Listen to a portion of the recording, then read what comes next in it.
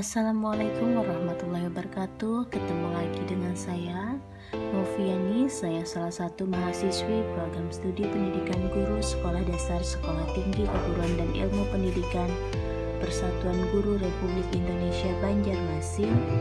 Di video kali ini kita akan membahas tentang materi kebebasan dalam berorganisasi. Organisasi adalah sebuah wadah untuk sekumpulan orang yang bekerja sama secara rasional serta sistematis yang terpimpin atau terkendali untuk mencapai tujuan tertentu, memanfaatkan sumber daya yang ada di dalamnya.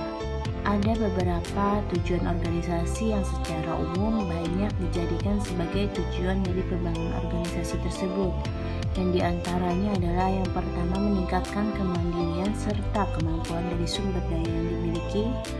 Yang kedua adalah sebagai wadah yang digunakan untuk individu yang memang ingin memiliki jabatan, penghargaan serta pembagian kerja yang jelas.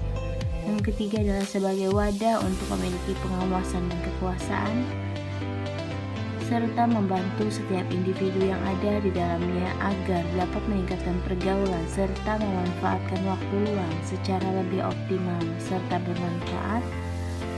Yang kelima adalah sebagai wadah yang membantu mencari keuntungan bersama-sama dengan kerjasama yang sudah terjadi dengan baik. Yang keenam adalah membantu untuk pengelolaan lingkungan bersama-sama. Dan yang terakhir adalah mencapai tujuan secara efektif dan efisien sesuai dengan yang telah menjadi tujuan awal sebuah organisasi. Dan kita juga harus paham betul dari apa itu unsur-unsur organisasi, ciri-ciri organisasi, bentuk-bentuk organisasi, dan jenis-jenis organisasi. Organisasi di lingkungan sekolah. Fungsi organisasi dalam lingkungan sekolah berkaitan dengan warga sekolah, mulai dari guru, siswa, dan pihak-pihak lain yang terlibat dalam suatu sekolah. Fungsi utama sekolah untuk siswa sendiri ialah untuk melatih rasa tanggung jawab pada siswa. Mereka yang terlibat dalam organisasi dapat mengambil peran untuk menjalankan organisasi yang ia ikuti. Setiap anak dapat berperan sesuai dengan pembagian struktur organisasi yang ada, baik kegiatan organisasi intra atau ekstra yang memiliki dampak baik untuk para siswa. Berdasarkan realita di dalam lembaga pendidikan, sangat banyak jenis kegiatan yang ada di sekolah, baik ekstrakurikuler atau intrakurikuler.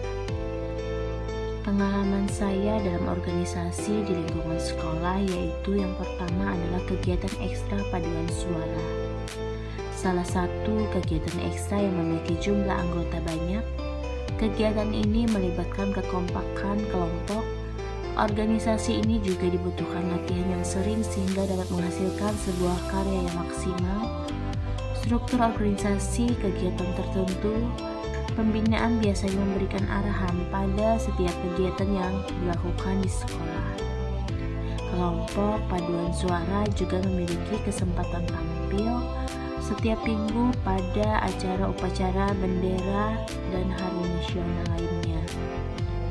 Dan organisasi yang lain yang pernah saya ikuti di lingkungan sekolah yaitu organisasi siswa intrasekolah atau yang sering kita dengar sebagai sebutan dengan OSIS, Palang Merah Remaja, dan organisasi dalam kelas tentunya.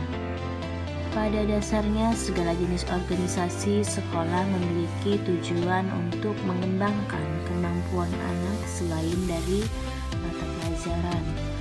Ketika mempelajari segala ilmu yang ada di kurikulum, merupakan bentuk pembelajaran untuk meningkatkan kemampuan pedagogik atau pengetahuan anak. Organisasi sekolah diharapkan dapat meningkatkan soft skill anak sehingga dapat menghadapi segala kemungkinan yang ada dalam berorganisasi. Organisasi di lingkungan masyarakat.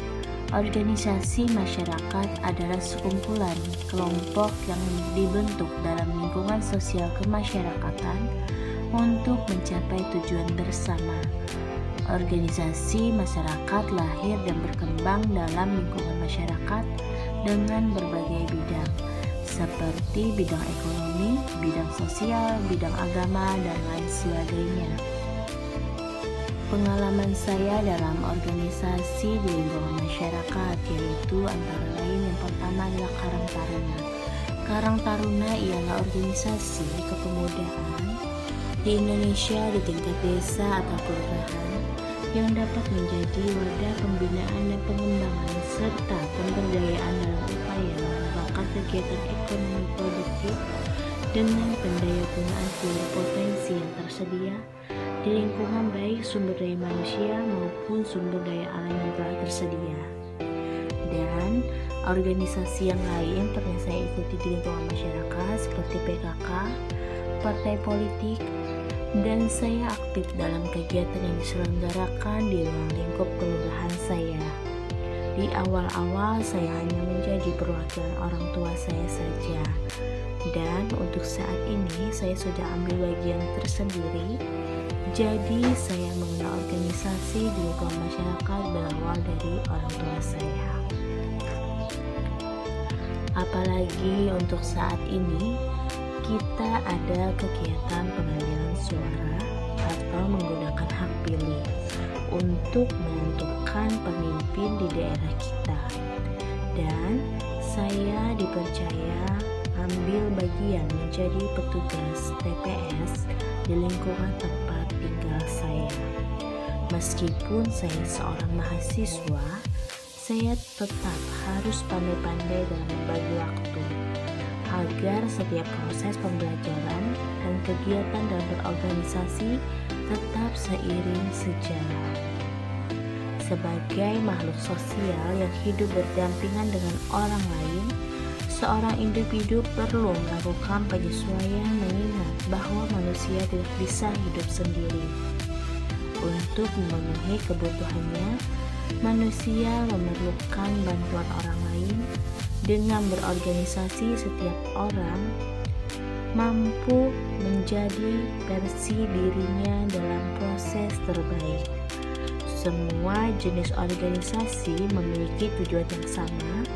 Selain untuk mensejahterakan anggota, suatu organisasi juga memiliki tujuan untuk mensejahterakan orang lain, baik dalam bidang ekonomi, sosial, agama, maupun dalam bidang lainnya, memiliki kepentingan yang sama dan berupaya mencapai suatu kebutuhan bersama, akan terasa lebih ringan dibandingkan harus melakukan segala sesuatu sendiri. Setiap orang mempunyai hak atas kebebasan berkumpul dan berserikat secara damai. Itu tadi sedikit penjelasan tentang materi kebebasan dalam berorganisasi dan beberapa organisasi yang pernah saya ikuti. Sampai jumpa di materi selanjutnya. Billahi taufiq wal hidayah. Wassalamualaikum warahmatullahi wabarakatuh.